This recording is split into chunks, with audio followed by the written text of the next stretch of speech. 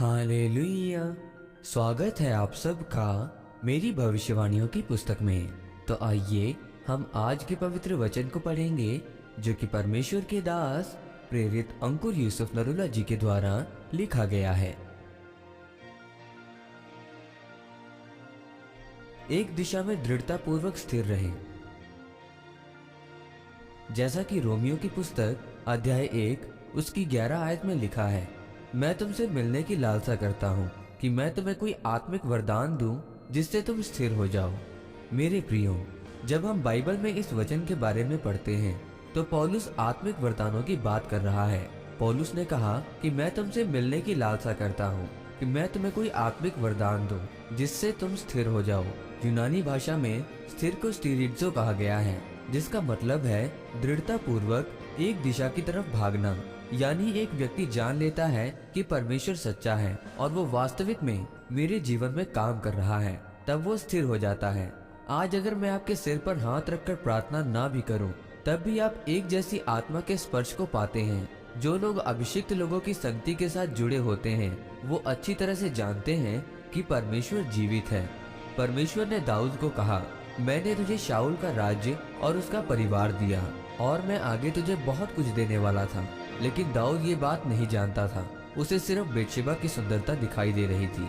जब तक दाऊद सीधा चलता रहा तब तक उसे आशीषें मिलती रहीं, लेकिन जैसे ही उसने अपना वो गलत दिशा की तरफ किया, वैसे ही उसके जीवन की दिशा भी मुड़ गई। मसीही जीवन में सबसे जरूरी है कि एक दिशा में भागना, क्योंकि ये सारी चंगियाई, छुटकारा और आशीषें, आत्मिक वरदान इसलिए दिए जाते हैं ताकि आप एक दिशा की तरफ और पवित्रताई में चल सकें। तब अपने आप परमेश्वर का राज्य आपके लिए काम करना शुरू कर देता है और आपका आत्मिक स्तर बढ़ता जाता है। आपका परिवार बचाया जाता है।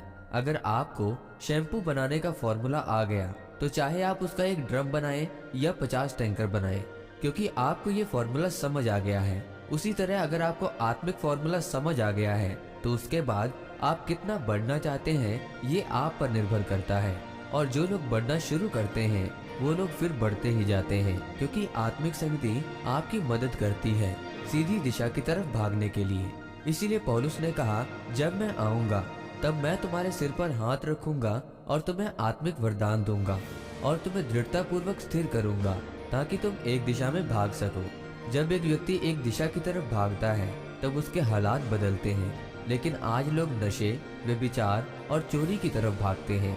उनका विश्वास बड़ा न होने के कारण वो एक दिशा की तरफ नहीं भागते।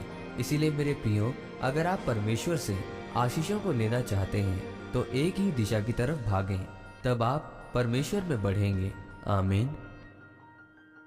आइए इस प्रार्थना को आप मेरे साथ एक मन होकर करें। सर्वशक्तिमान परमेश्वर, इस वचन के लिए मैं आपका धन्यवाद करता हूँ और मैं प्रार्थना करता हूँ कि पवित्रताई में रहकर मैं आपके वचनों पर चलूँ और दृढ़ता पूर्वक एक दिशा की तरफ भागूं। प्रभु यीशु मसीह के नाम में आमीन। परमेश्वर आप सबको आज के वचन के ऊपर मनन करने के द्वारा आशीषित करे। आमीन।